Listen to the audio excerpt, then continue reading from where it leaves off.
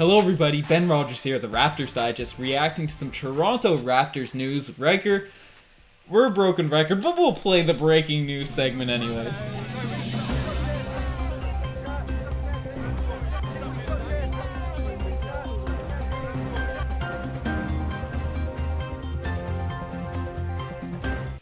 Riker, we said this when the trade deadline was happening.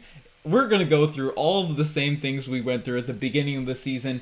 Come July, come whenever this season, this weird off-season, whenever the usual July 1st contract deadline is up. But I'll pull it up the tweet here. There was an article that came out regarding Kyle Lowry. I think Lonzo Ball was also mentioned in this article as well by Sam Amick, saying the Sixers plan on pursuing Kyle Lowry once again this offseason by way of possible sign and trade. And then this is followed up by a bunch of rumors regarding the Miami Heat and LA Lakers, the usual suspects with Kyle Lowry as they've been this year in terms of potentially making a sign and trade.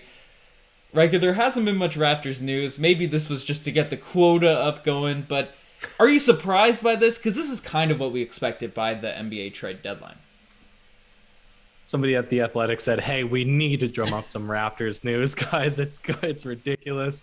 But to steal your line, this at least validates, like you said, that the interest was actually there. People lost. They became very dispirited when Lowry didn't get moved at the deadline. And we said, what the heck are we keeping him around for? We're just going to lose value for this guy. He's going to walk in free agency. I think he has enough respect to allow us to sign and trade him. And now that we know what his trade value is, given in our opinions, we underpriced Norm, or we ended up selling low on Norman Powell. Now, Gary Trent Jr.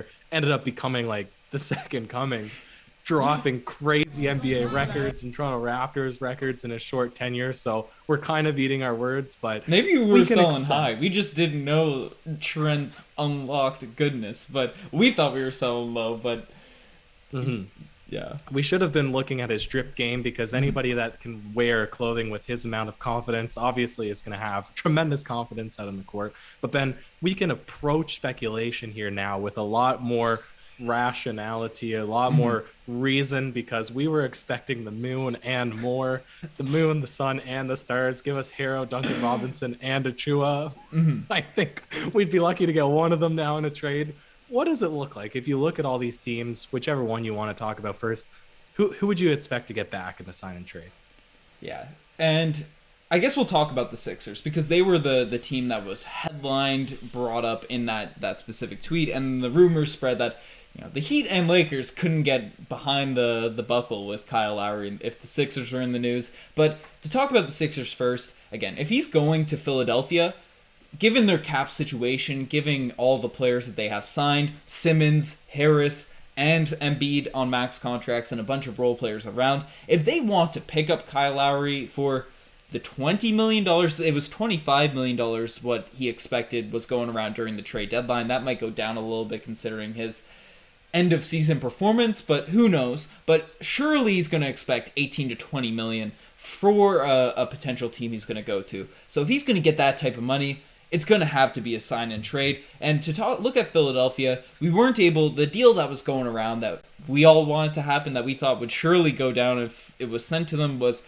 Thibault, Maxey, and 2 first-round picks. That surely in a sign and trade is going to be off the table. It's not going to be something that's even going to be close.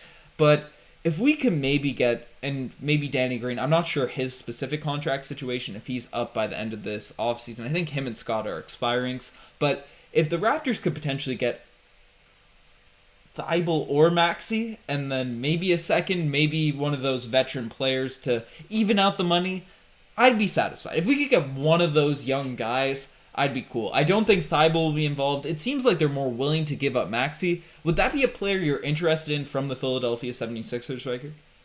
This is a tough one, because again, you said it. We're not going to sign him for $10 million or $5 million. He still wants his own money. Yep. And you're going to have to it's going to have to be a big contract guy, or a big mid-market contract guy, similar to the $10 million that George Hill is. I think it's a team option, or like you said, I'm trying to find Danny Green's $15.6 million, right? Yep. At that point, is signing Kyle Lowry eating into the cap space? Maybe you buy out that player if it's a Mike Scott or a Danny Green. you probably don't need them around on the roster. Is it worth it to eat up that amount of money just to maybe sign and trade for really the only guy that you want being Tyrese Maxey, rather than just letting Kyle Lowry walk in free agency, clearing up that 30 million that he commands right now, and then just spending it and hoping that you can buy maybe a $15 million or 10 $15 million player that you'd actually want? That would be my concern from this one, because to be honest with you, if it's not Matisse, Tybull, and Tyrese Maxey, I'm not that interested. And furthermore, Ben, I want Gary Trent Jr. to be in the starting lineup. I want him in the starting lineup. I want Fred VanVleet at the natural one. Stop bogging down our team with a ton of point guards. I'm concerned that if we bring a guy like Maxey back in, now all of a sudden we're going to have this competition again. We're going to want to start running maybe Crimson Flynn, Malachi Flynn at the 2 or something ridiculous like that. This one, it doesn't really appeal to me that much. Yeah, and the thing about Maxey is a bigger point guard, and I think the structures of sign and trades, they can be a little bit different, so we won't necessarily need to bring equal contract money back, but I'm not 100% sure. But if you think back to Raptors history, previous sign and trades, Chris Bosh was sent away, and I think we received James Johnson, who was on a rookie contract in return. Bosh obviously got the max from Miami Heat, so that's an example of less money coming back in, a young guy coming back in for a sign and trade, even though Johnson was on the Bulls, so I don't even know how that specifically worked. I think that might have been a deal after, but who was Alonzo Mourning, I think, came in one of those trades as well, and he just refused to play for Toronto. But again, the Raptors, if they're making that sign and trade, maybe they could get a little bidding war, but Kyle Lowry really has the full autonomy on deciding where he wants to go. And the Sixers, I tend to agree with you, especially with the emergence of Malachi Flynn, the ability for the Raptors to really draft point guards or bring in undrafted players. I think Flynn, Fred VanVleet, if you're losing Kyle Lowry, there's not an essential need to bring back in another point guard, and maybe get a bigger wing, get a center, get one of these types of players in a Kyle Lowry deal. But the second team we can talk about, Riker, is the Miami Heat. And Jimmy Butler, I believe he just had a child, and Kyle Lowry was named the godfather of Jimmy Butler's son or daughter. I'm not 100% sure, but child. So if that's any indication, does that confirm Lowry going to the Heat in the offseason in a potential sign and trade? And if that's the case, Harrow was ruled out when Lowry had more value at the deadline. Duncan Robinson is a free agent, so maybe it could be a double, they both sign and they both sort of move there. Anyone on the Miami Heat you think is a realistic get if it's a sign and trade with Miami?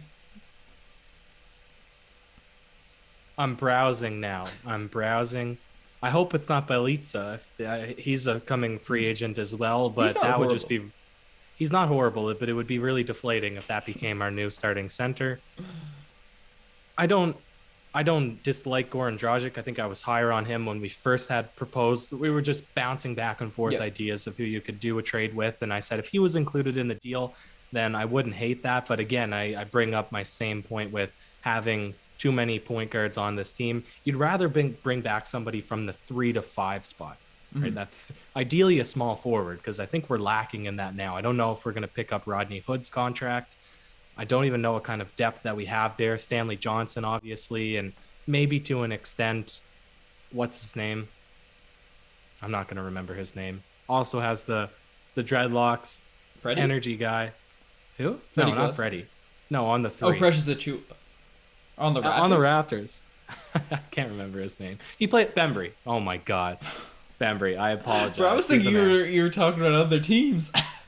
No, sorry, I was talking about the Heat. All I'm trying to say from this is I'd be fine with Duncan Robinson, but I would still like Precious Achiuwa, and they don't have any center depth on the Heat either, so I don't see that one happen.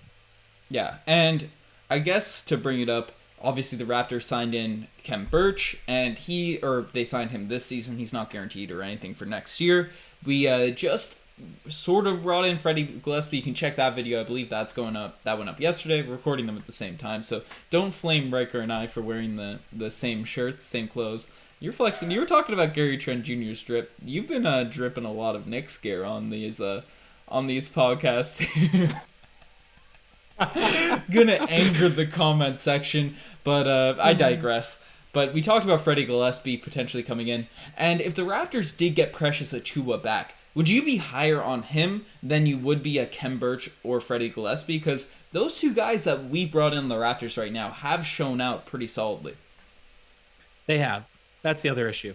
And as soon as I said I'd rather a 3 through a 5, I immediately regretted it and said I should have said a 3 or a 4 because we're pretty bloated at the 1. And if we look to maybe pick up a center, or even if we look to just say, what can these two guys give us at the 1 and 2 for a full season? When you have Gary Trent Jr., when Chris Boucher comes back healthy, when you're not playing that 1-2 tandem of 2 6-footers, maybe this is a nice team all of a sudden. And maybe you don't want to add a third center to the mix to throw off the consistency of minutes for those bigs. So I'm thinking a 3 or a 4. And Ben, that brings us over naturally to the Los Angeles Lakers. I just want to say a piece. I would like Precious Achiuwa. I'd like to bring him in as a potential starting center. He's more polished than certainly Gillespie at this point. I'd like to see a year of Gillespie in the 905, Kem Birch being the backup, and then Precious Achiuwa, obviously, his box score doesn't elate you watching it. He doesn't really pop your eyes or whatever, right? But he's a super young player. I believe he was a lottery pick or just a near lottery pick. And as a guy you could develop to potentially be that starting center, I think having that tandem at the center next year with Birch and Precious would really help us make a playoff run. And then let Gillespie develop in the 905 and polish his game up, and maybe he could fill that backup role in the future. That would be my ideal situation. But again, I think you're pulling up his stats here. Achiuwa has the exact same, virtually identical, 5 points, 0.5 blocks, 3.6 rebounds, virtually identical to Gillespie that Gillespie had in his 10 games with the Raptors so far. And Achiuwa has played 55, but he's doing it in 12 minutes compared to Gillespie's 16 minutes. It surprises me, Ben, that Achiuwa is only playing 12 minutes per game, but there you have it. Yeah, and it's interesting, and Gillespie is so unpredictable at this point. Precious, even though the Heat have underperformed, I think he has a little bit more of a sample size, shows that potential, is that higher lottery pick. Do you have his age pulled up right there, Ryker? Ooh. Yes, it is. It is 21. 21, so it's a couple years younger, but I don't know. And then maybe having that competition there as well to see what happens. I'd like to bring him back, but Duncan Robinson, he'd be the ideal return. Maybe bring him off the bench, have a lineup of Fred, Gary Trent Jr., OG, Siakam, whoever run at the 5. Then Boucher and Duncan Robinson off your bench with Malachi, with a Utah, with a Gillespie, with whoever. I think that could be a really good squad going forward. But the final team we're going to talk about is the LA Lakers, Ryker. And we couldn't get it done for Talen Horton-Tucker at the trade deadline. So I guess we can assume he's out of any deals this offseason. Anyone that really catches your eye on the Lakers right now for a potential sign-in trade? I like the looks of Kyle Kuzma as, again, a 3 or a 4. Now, obviously, he's an extremely memed player, and he's really lived down. He hasn't lived up to expectations whatsoever. And it was years ago a foregone conclusion that you could be the league's worst scrub. And if you are playing with LeBron James on the court at the same time, the best is going to come out of you. You turn basically into an all-star. That hasn't happened with Kyle Kuzma. It happened with everybody else, but not Kyle Kuzma. So there is concern with me bringing up his name right now. But if I just look at positional needs, that's a guy that I could see being a bench guy. You don't need to play him. It's not a huge contract. It's $13 million. He has enough respect around the league, I think, that you could flip him if it doesn't pan out, rather than, again, who are we looking at? Duncan Robinson, a 2. Tyrese Maxey or Matisse Thybulle, 1s and 2s. Talen Horton-Tucker, another 1. Like, we're just looking to trade into what we already have a ton of players in. So this would be one of those out-of-the-box ones that would get us a 3 or a 4 that we're a lot lighter on the roster on that. Would you prefer Kyle Kuzma over Duncan Robinson, Thybulle, Horton-Tucker, and these players? Yeah. Really? For sure.